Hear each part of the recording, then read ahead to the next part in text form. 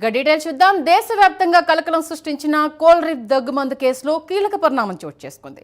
ఈ ఘటనకు సంబంధించి పిటిషన్ను విచారించేందుకు న్యాయస్థానం అంగీకరించింది. ఈ పిటిషన్ను రేపు విచారించనుంది.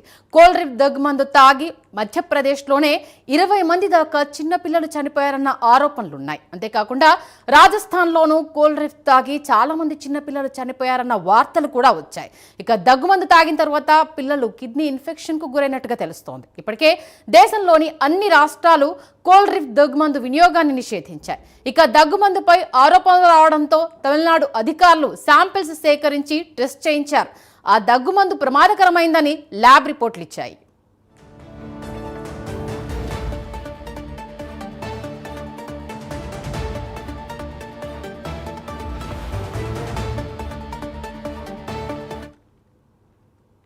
దీంతో రంగంలోకి దిగిన పోలీసులు శ్రీసిన్ ఫార్మా యూనిట్ యజమాని రంగనాథన్ ని అరెస్ట్ చేశారు. ఫార్మా యజమానిని చెన్నైలో అదుపులోకి తీసుకున్నామని పోలీసులు తెలిపారు. అనంతరం కాంచీపురంలోని అతని ఫ్యాక్టరీకి తీసుకెళ్లి విచారించారు. ఈ కేసుకు సంబంధించి మరిన్ని అరెస్టులు జరిగే అవకాశం ఉందని పోలీసులు భావిస్తున్నారు.